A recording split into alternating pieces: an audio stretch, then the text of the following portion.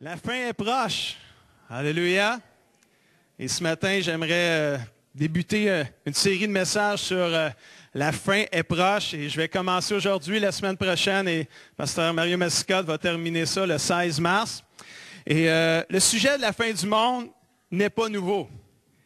Il a été, je pourrais dire, dans toutes les générations, si on se fie à l'enseignement biblique, il en parlait même dans le temps de l'apôtre Paul et du Nouveau Testament. C'est pour ça qu'on l'a d'ailleurs, c'est écrit partout dans le Nouveau Testament.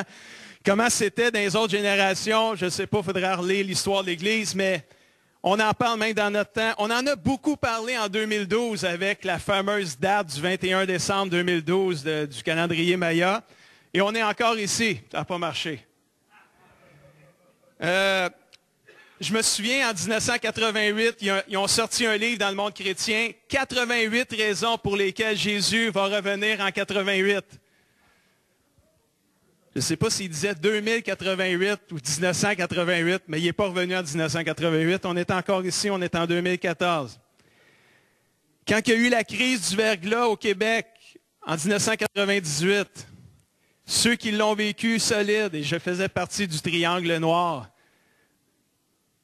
on pensait que c'était la fin du monde. Peut-être pas les autres aux États-Unis. Nous autres, on pensait que c'était la fin du monde parce qu'on venait de vivre un grand drame, une tragédie. En tout cas, moi, j'étais gérant d'épicerie en début d'année. J'ai fini pasteur cette année-là. C'est de même que j'ai commencé. Je me suis dit, tu m'en aller pasteur tout de suite avant que ça finisse. Non, ça a donné comme ça. C'était le plan de Dieu. Mais au début, j'étais gérant d'épicerie en début d'année. Et l'épicerie qu'il y a sur la rue Boulevard Laurier ici, j'étais gérant l'épicerie là. Et quand on a perdu l'électricité, et que là, c'était vraiment là, tragique, puis là, qu'on a même annoncé, il va manquer d'eau, là. Alors, dépêchez-vous d'acheter des cruches d'eau. On n'a jamais vendu autant de cruches d'eau de toute notre vie dans l'épicerie, dans ce moment-là. Mais on a vendu des petites cannes de Paris pâté qu'on vendait jamais, là, tu sais. Mais là, les gens avaient tellement peur de manquer quelque chose qu'on a vendu tout ce qui ne se vendait pas, tout ce qui avait un canage. Ils ne regardaient même pas c'était quoi, du caviar, du homard, peu importe c'était quoi, tout a été vendu. Les gens avaient tellement peur que c'était la fin. Là. C'est vrai, ça. Je ne compte pas de mentir, j'étais là, j'ai vu les cannes se vider, j'ai vu les tablettes se vider. Que penser de ceux qui ont vécu la Première Guerre mondiale? Vous devez penser que c'était la fin du monde. Imaginez-vous quand il y a eu la deuxième pas longtemps après. On dit, c'est ça, ça sent vraiment, la fin est proche. Ils devaient sûrement se poser ces questions-là. Là. Et que penser de ceux qui ont vécu du temps de Hitler? Nous, c'était loin, ça. Là. On l'a dans nos cours d'histoire, mais ceux qui l'ont vécu, ils devaient peut-être penser que c'était la fin du monde, eux autres. Là. Surtout si nous, on pensait qu'à la crise du verglas, c'était la fin du monde.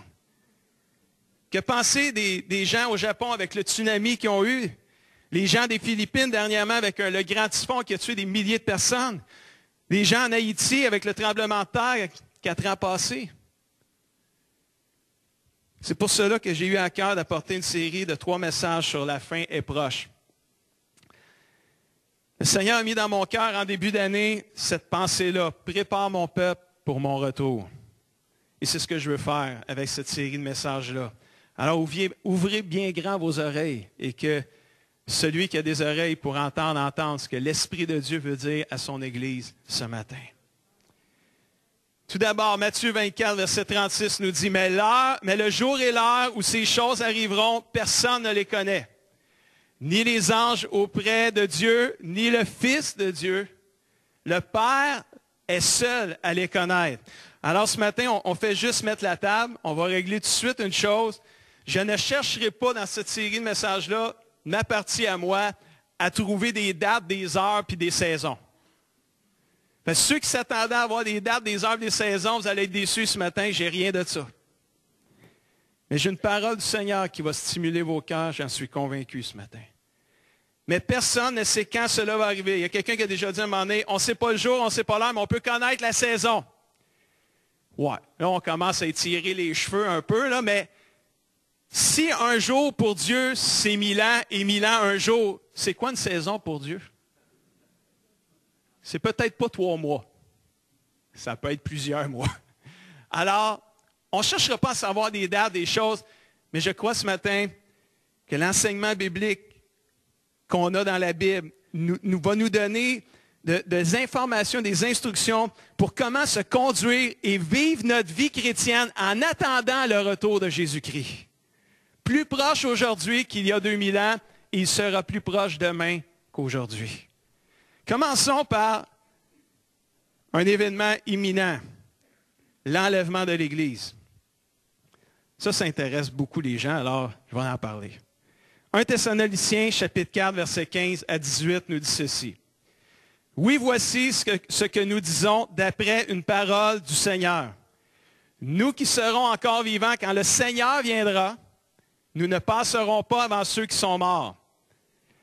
On entendra un signal, la voix du chef des anges, le son de la trompette de Dieu. » Et quand tout ça va arriver, là, le signal, le son de la trompette, la voix du chef, alors le Seigneur lui-même descendra du ciel. Ceux qui sont morts en croyant en Jésus-Christ se relèveront de la mort les premiers. Ça, là, c'est pour nous encourager quand un de nos membres de nos familles décède, puis qui avait accepté Jésus, qui était né de nouveau. C'est notre espérance, ça, là. C'est ça qui fait que, oui, d'un côté, on est triste de les voir partir, mais en même temps, on est content parce qu'ils sont ils sont dans le Seigneur, là. On va les revoir dans la présence de Dieu. Alors, ceux qui sont morts en croyant en Jésus se relèveront de la mort les premiers.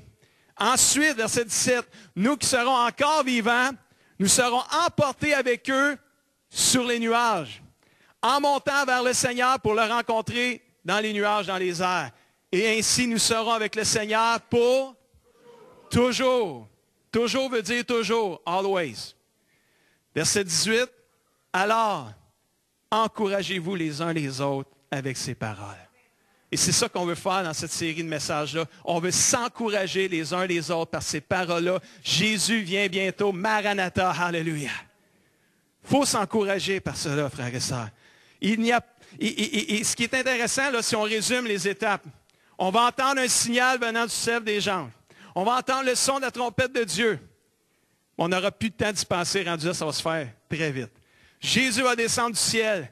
Les morts, les croyants qui sont morts avant l'enlèvement ressusciteront en premier. Quand ça va arriver, il va y avoir encore des croyants vivants quand ça va arriver, parce que les morts vont ressusciter en premier, puis les vivants vont les suivre. Tous les croyants morts et vivants rencontreront le Seigneur dans les airs, dans les nuages. Nous serons avec le Seigneur pour toujours, puis on répète encore, encourageons-nous les uns les autres par ces paroles. Praise the Lord, hallelujah. Qui a hâte à ce grand jour merveilleux? J'espère que vous avez hâte. Vous n'avez pas hâte, vous allez avoir hâte après à matin. L'enlèvement de l'Église, on en parle aussi dans 1 Corinthiens 15. J'aimerais juste lire quelques versets, juste pour mettre la table ce matin. 1 Corinthiens 15, versets 50 à 53. Voici ce que je veux dire, frères. Ce qui est fait de chair et de sang ne peut pas avoir part au royaume de Dieu. Ce qui est mortel ne peut pas participer à l'immortalité, à ce qui est immortel. On est dans le trouble, là. Hein? On est fait de chair et de sang, puis on est mortel. On n'a pas part au royaume de Dieu. Il faut qu'il se passe quelque chose. Ben, je vais vous dire un secret, verset 51. Je vais vous révéler un secret. Nous ne mourrons pas tous, mais nous serons tous transformés. En un instant, en un clin d'œil, au son de la dernière trompette, verset, on continue. Car lorsque la trompette sonnera, les morts en Jésus ressusciteront pour ne plus mourir. Et nous serons tous, les vivants qui restent, transformés. Tout le monde va être transformé. Parce que ce qui est périssable doit revêtir ce qui est impérissable. Et ce qui meurt ou ce qui est mortel doit revêtir ce qui est immortel. Quand ça va arriver, on va être transformé. Quand Jésus, la trompette va sonner, on va monter, mais on va être transformé. Nos infirmités vont être des infirmes. Fini. On ne sera plus infirme, on ne sera plus malade. On va être parfait, on ne pourra même plus mourir. Ça, c'est beau pareil, ça. Il faut continuer à servir le Seigneur, cher ami. Ce n'est pas le temps d'abandonner. Ce n'est pas le temps de lâcher. Il ne faut pas laisser les problèmes de ci-bas, les problèmes de cette terre nous écraser notre foi. Il faut relever la tête, il faut arrêter d'avoir peur de notre ennemi, comme on l'a entendu ce matin. On est plus que vainqueurs en Jésus-Christ. Un jour, ce corps-là, il ne sera plus comme ça. Il va être plus beau encore, alléluia. Plus parfait. La personne ici qui est le plus en santé, dans cette salle, si on a quelqu'un qui s'entraîne, qui n'est jamais malade, puis qui irait chez le médecin, puis le médecin, il aurait un verdict, il dit, vous là, vous êtes en santé, vous n'êtes pas malade, vous êtes presque parfait. Même cette personne-là ne fit pas dans le royaume de Dieu, il faut qu'elle soit transformée. Ça prend Jésus pour être transformé. Sans Jésus, on ne peut rien faire. On ne peut pas aller au ciel. Il est le chemin, la vérité et la vie. Ça prend Jésus pour être transformé. Praise the Lord. Et la personne qui est ici ce matin, qui est la plus malade, elle fait, vous faites ce que vous pouvez, mais la maladie semble vous coller à la peau. Si vous avez Jésus dans votre cœur, si vous aimez Jésus ce matin, vous êtes né de nouveau, puis vous vivez pour le roi des rois, puis vous faites la volonté de Dieu, quand vous allez monter, vous ne serez plus jamais malade. Vous allez être complètement... La guérison a été accomplie à la croix il y a 2000 ans. Amen. Ça, c'est bon, ça.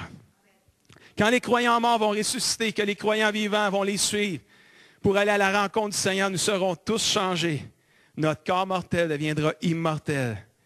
Et notre corps périssable deviendra impérissable. Wow! Et tout se fera en un clin d'œil, à la vitesse de l'éclair, quasiment. Wow! Faites un clin d'œil, c'est fini, terminé. Il est fait mon clin d'œil, vous ne l'avez pas vu. Hey, ça va vite, là. Où est-ce qu'on s'en va? On s'en va rencontrer Jésus dans les airs, mais on s'en va où après, là? Merci de me poser la question. Jésus va y répondre. Jean 14, versets 1 à 3.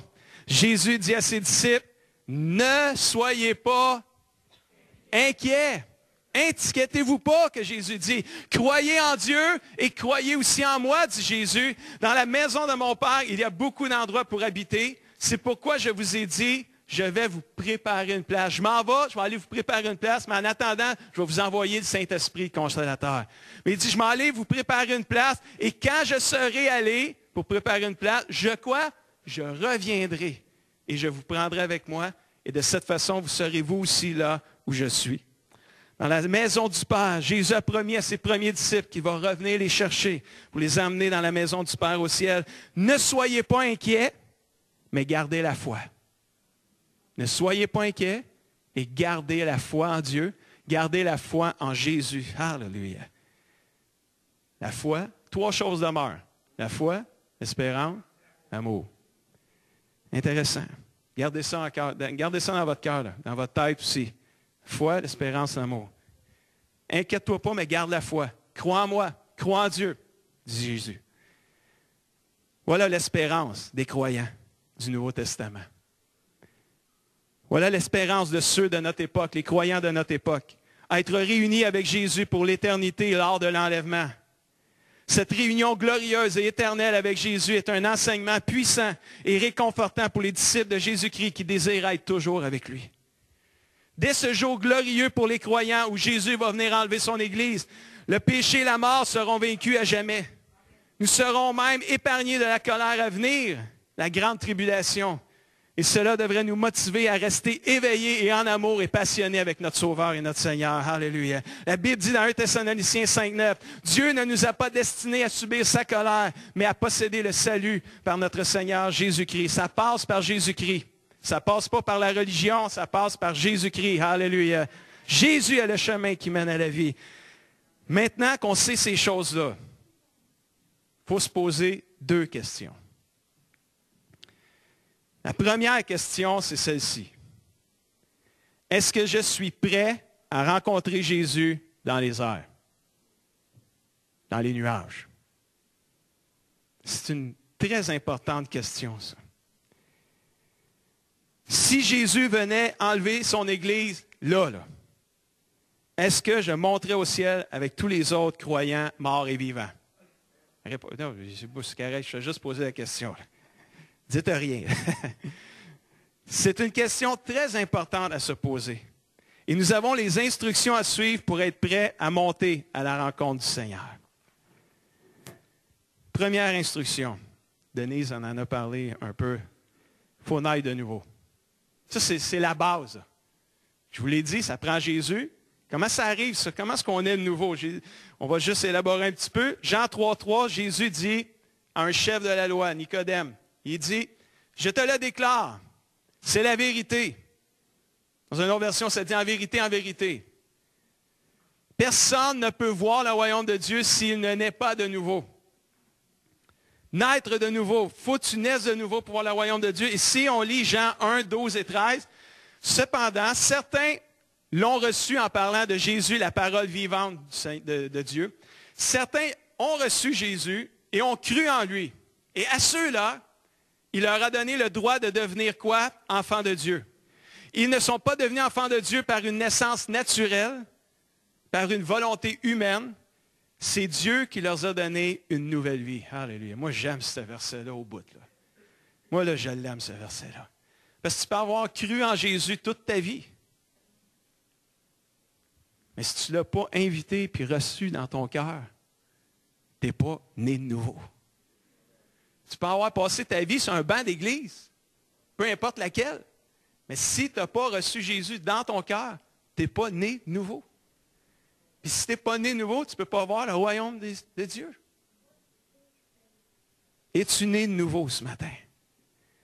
Si tu es capable de dire, oui, je suis né de nouveau, je me rappelle même à peu près quand c'est arrivé. Parce que des fois, les dates, on peut les oublier, mais on peut savoir dans quelle période de notre vie. Mais si tu dis, je suis né de nouveau, mais moi, j'ai toujours été église toute ma vie. Peut-être que tu as besoin de le confesser maintenant. Là. Une étape essentielle pour s'en aller au ciel avec Jésus, c'est la nouvelle naissance.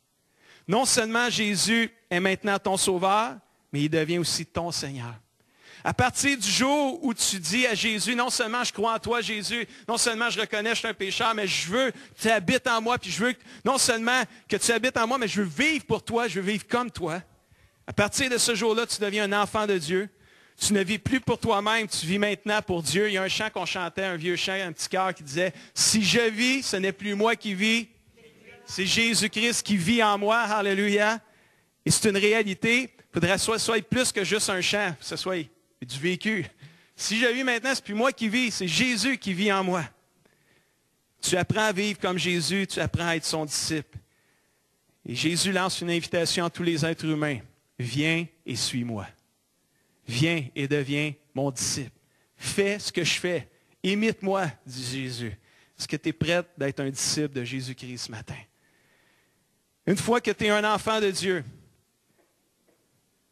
tu es né de nouveau, tu as commencé à entrer dans la vie croyante, dans la vie chrétienne, tu as commencé à aimer Dieu, à aimer tes frères et tes sœurs, la famille de Dieu, tu as commencé à servir Dieu, tu as commencé à faire la volonté de Dieu.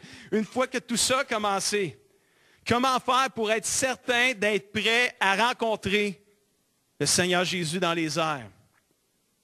On est appelé, quand on parle de la fin des temps, il y a souvent cette expression-là, ou cette instruction-là qui vient veiller et espérer. Les croyants du Nouveau Testament anticipaient le retour de Jésus pour leur époque. L'apôtre Paul communique cette même anticipation aux Thessaloniciens dans le verset qu'on a lu au tout début. Quand Paul il parle aux Thessaloniciens, là, c'est comme, hey, ça va arriver, là. Au son de la trompette, les morts vont ressusciter, les vivants, on va les suivre. Paul anticipait le retour de Jésus-Christ, puis il est en train d'exciter les gens de Thessalonique à anticiper le retour de Jésus. Jésus vient bientôt, soyons prêts, alléluia. Encourageons-nous les uns les autres par ses paroles. La Bible nous encourage à attendre avec anticipation le retour de notre Seigneur Jésus-Christ. Aujourd'hui, les croyants doivent veiller et espérer dans le retour de Jésus qui viendra les chercher. Mais des fois, ce qui arrive, c'est vu que ça tarde, là, on est porté peut-être à plus se relâcher. On est porté à s'assoupir. Ça veut dire s'endormir pour qu'on comprenne mieux, là. Et quand il arrive des preachers, on les appelle comme ça, qui commencent à amener des dates, à amener là, des saisons, des dates, puis presque des jours, et il y a des fois, ça fait un effet dans le cœur de certains qui les reçoivent. Ben non, regarde, même dans la Bible, ils les avertissaient, puis regarde, on est rendu 2400 ans plus tard, puis il n'est toujours pas revenu. Et des fois, ça peut faire, au lieu de s'exciter à anticiper le retour de Jésus-Christ, on est porté plus à, mais non, ça n'arrivera pas, regarde. Et là, je ne sais pas si vous comprenez, j'essaye de dire quelque chose et les mots me manquent. Là. C'est comme on ne prend pas au sérieux cet avertissement-là, puis on dit, ah non, regarde, c'est comme les autres, là, tu sais, en 88, en 2000, l'an 2000, l'an 2000, le bug de l'an 2000, je n'ai pas parlé tout à l'heure, mais ça aussi, là, il y en a qui ont eu peur là-dessus. Là. Pensaient que tout aurait sauté, là, tu sais. Il y en a peut-être encore qui ont des soupes aux tomates parce qu'ils en ont conservé, parce qu'il fallait en... Tu comprends-tu, là, regarde? Je me souviens des soupes aux tomates dans le temps-là. Ceux qui ne se souviennent pas de ça, viendraient me voir, je vous l'expliquerai après. Puis moi, ce matin, je ne veux pas créer dans chacun de nos cœurs pas prendre ça au sérieux. Il faut prendre ça au sérieux, le retour de Jésus-Christ, cher ami. Parce que ta fin, ça peut être ta mort. Ça, c'est peut-être plus proche qu'on le pense. Je sais que les jeunes me regardent, hey là, mes gars sont là, voyons, là. On a toute la vie devant nous autres, voyons donc. On ne sait pas quand la mort va arriver. Hein? Combien savent qu'on ne sait pas? Là? Ceux qui ont vécu des tragédies savent qu'on ne sait pas. Mais quand ça arrive à tout jeune, à des jeunes âges. Un accident, c'est vite arrivé qu'ils disent, hein? Mais ça peut arriver à n'importe qui. Combien de jeunes se tuent sur les routes? Ta fin est proche. La fin est proche. C'est pour ça, ce matin, je veux vous encourager à attendre avec anticipation le retour de Jésus-Christ. Jésus vient bientôt. C'est sérieux, les amis. Et il y a un passage qui nous dit de veiller et d'espérer le retour de Jésus-Christ. Et c'est dans Romains 13, verset 11. Ça dit ceci. Cela importe, d'autant plus que vous savez en quelle heure nous sommes. Vous savez quelle heure qui est maintenant sur l'horloge de Dieu? C'est l'heure de vous réveiller. C'est ça, cette heure. C'est là, l'heure qui est, là, c'est l'heure de se réveiller. Enfin du sommeil, car maintenant le salut est plus près de nous que lorsque nous avons cru. C'est là, c'est un wake-up call. En anglais, ils disent ça. Ça se dit mieux en anglais. Hein. Je l'ai dit des fois, j'aime ça l'anglais. C'est un appel au réveil. C'est un appel à s'éveiller, à se réveiller. C'est l'heure de se réveiller de notre sommeil spirituel, car la fin est proche. Le salut est plus près de nous que lorsqu'on a cru. J'aimerais attirer votre attention sur le début du verset. Cela importe. Puis là, ça nous dit de nous réveiller. C'est quoi ça? Cela importe. Bien, on va lire les versets avant. Ça va peut-être nous aider à comprendre. Alors, si on lit le verset 8 à 10 de Romains 13, verset 8 à 10, ça dit ceci. Ne devez rien à personne, si ce n'est de vous aimer les uns les autres. Amen. Car celui qui aime les autres a accompli la loi. Ça, c'est vraiment bon.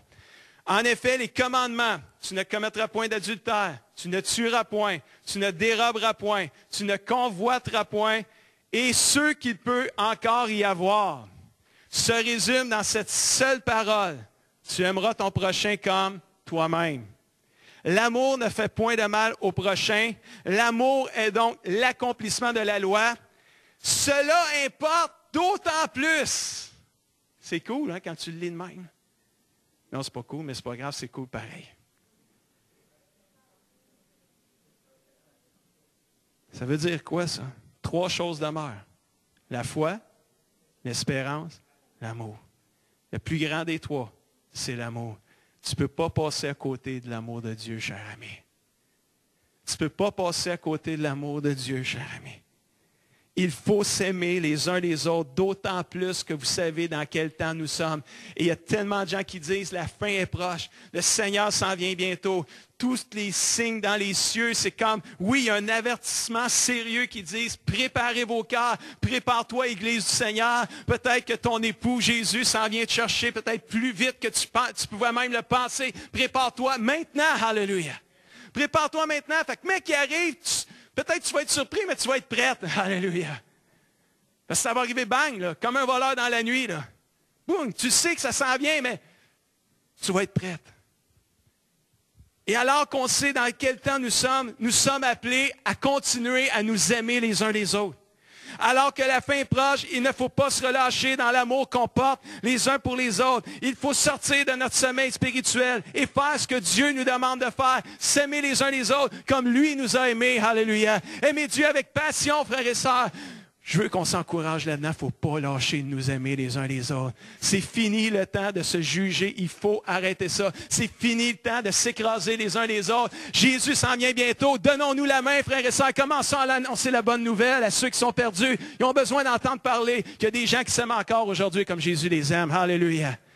Oh, c'est bon ça. C'est vraiment bon ça. Si l'Esprit de Dieu te rappelle ce matin que tu as jugé des gens, que tu as écrasé des frères et des sœurs, je vous le dis, demande pardon au Seigneur. Puis va voir ces personnes-là, puis demande-leur pardon. Si tu en veux à des gens, j'en parle souvent de l'amertume, mais, hey boy, soyez pas amers envers moi à cause de ça. J'allais avoir demandé pardon encore. Mais si on peut embrasser l'amour de Dieu, comme on la voit dans les Écritures. Puis s'il y a une Église sur la terre qui peut commencer à s'aimer les uns les autres, comme Jésus l'aime, je vous le dis, on va révolutionner Saint-Hyacinthe. On va avoir un impact spirituel dans la ville de Saint-Hyacinthe. Et ça va faire des petits jusque dans le Québec et dans le monde francophone. 3 choses demeurent. La foi, l'espérance et l'amour. On a parlé des 3 par rapport au retour de Jésus. Veillez, espérez, aimez. Alléluia.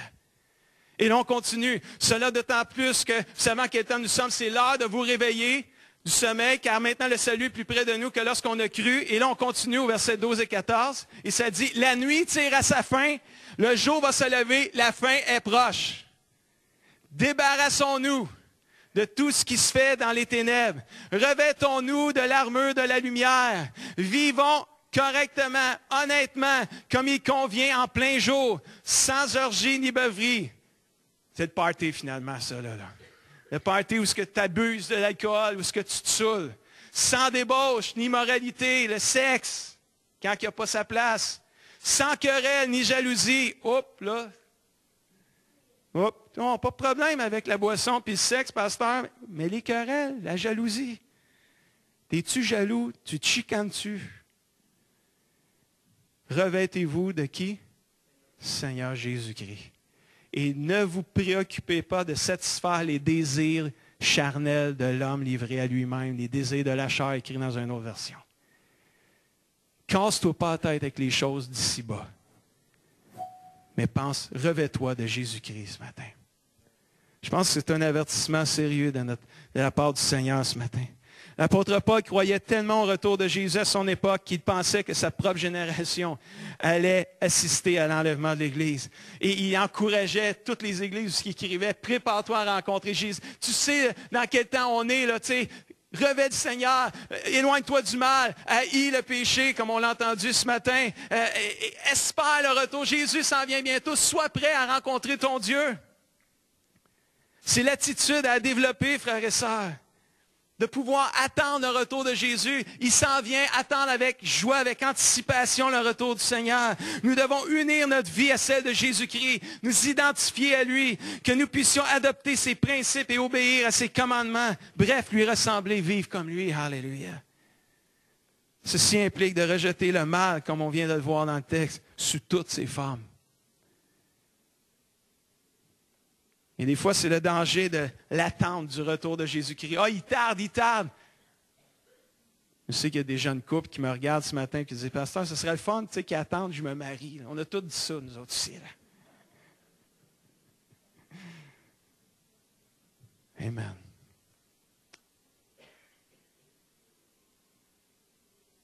La prochaine étape sur le calendrier de Dieu, c'est l'enlèvement de l'Église. Nul doute que la fin est proche.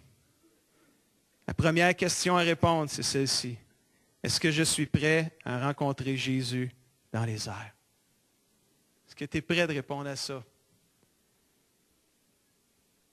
Es-tu né de nouveau ce matin? Il faut veiller et espérer pour son retour, en s'aimant les uns les autres, en aimant Dieu de tout notre cœur, en s'éloignant du mal sous toutes ses formes.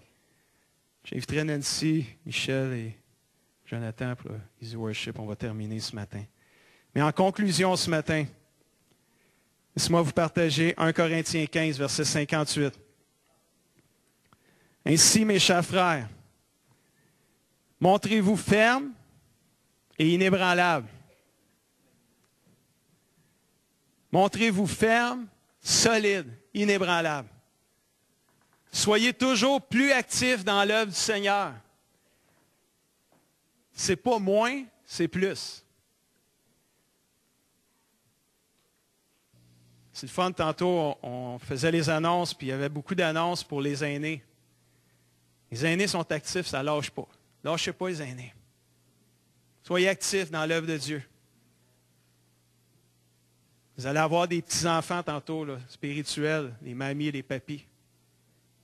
Prenez ce rôle-là au sérieux.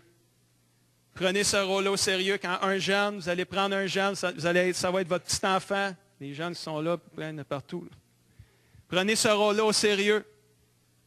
Priez pour ces jeunes-là, ils en ont besoin. Les jeunes, vous allez avoir un papy puis une mamie spirituelle. Remerciez le Seigneur pour ces aînés-là qui sont prêts d'investir spirituellement dans votre vie pour vous soutenir. On ne veut pas qu'il y ait un jeune qui a le goût d'avoir un papy qui se retrouve tout seul. Il a besoin d'avoir quelqu'un qui est neutre, qui ne dira pas tout quoi faire, comme ses parents.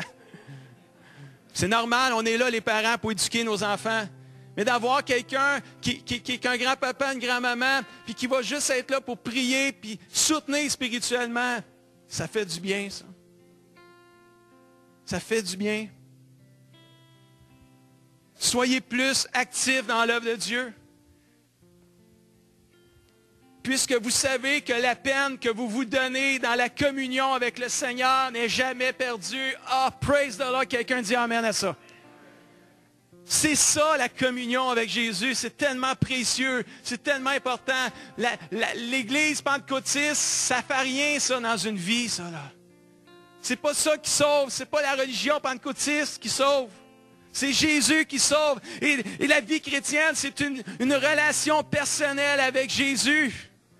Et la peine que tu te donnes, parce que c'est un sacrifice vivre pour Jésus. C'est le sacrifice de ta vie. Tu y donnes ta vie. La peine que tu te donnes n'est jamais perdue. Quelqu'un dit gloire à Dieu. Alléluia. Wow! Investis dans ta communion avec Jésus, jeunesse. Alléluia. Vieillesse. Non, c'est pas ça.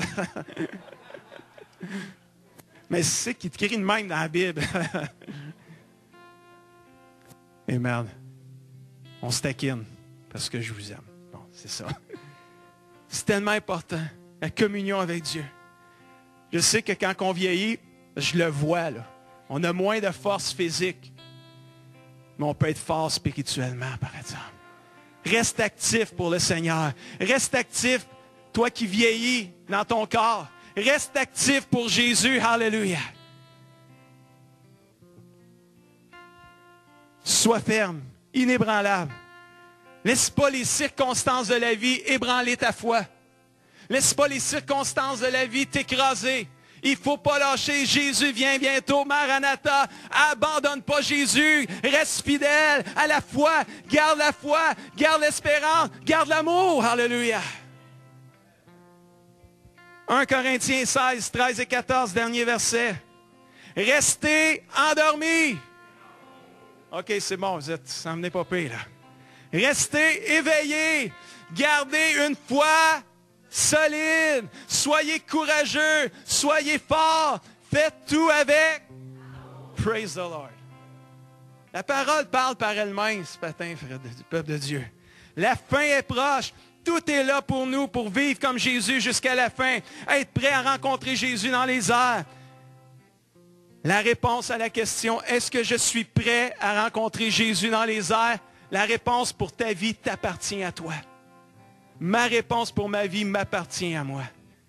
Tu n'as pas à répondre pour moi, je n'ai pas à répondre pour toi. Mais Jésus va trancher un moment donné. Le Seigneur va trancher. Lui, il sait si on est prêt ou pas. Il y a une deuxième question qui est très importante à se poser avant la fin, qui est proche. C'est la question la plus importante. On va la poser la semaine prochaine. Praise the Lord. Ah. Qui m'aime encore? J'ai trop écouté Batman dans ma vie, là, tu sais. Vous savez, Batman, il y avait toujours 2 émissions. Quand il venait pour se faire prendre, là, il va-tu s'en sortir? À suivre. La semaine prochaine, là, tu sais. Mais à matin, c'est comme ça. C'est à suivre. Il ne faudrait juste pas que le Seigneur vienne avant dimanche prochain. Là. Une semaine de grâce, Seigneur, encore une fois. On vient. Il y a quand même une question qui est très importante, qu'on va regarder la semaine prochaine. Je veux que vous méditiez sur la possible question qu'on pourrait se poser, qui est plus importante que « Es-tu prêt à rencontrer Jésus dans les airs? » Vous pouvez essayer de la deviner si vous voulez. Parce que ça va vous faire méditer, vous allez chercher cette semaine. C'est ça qu'on veut, il faut méditer la parole de Dieu. Quelle serait une question qui est plus importante que être prêt pour le retour de Jésus-Christ? Je vous le dis, ça va vous chicoter, là. Vous allez venir me voir, pasteur, ça serait ça la question? Puis si vous l'avez, je vais être honnête, je vais vous dire oui, vous l'avez. Si vous ne l'avez pas, je vais être honnête aussi, je vais vous dire non. La fin est proche. Est-ce qu'on peut se lever ensemble?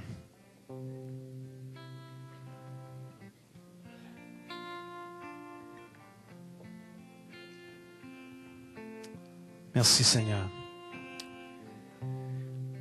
Il est juste midi moins 20, on a tout l'avant-midi. Amen. Alléluia. Fermons nos yeux quelques instants. Pendant qu'on a tous les yeux fermés, puis qu'on médite sur ce qui a été partagé ce matin. Est-ce qu'on peut ce matin examiner nos cœurs?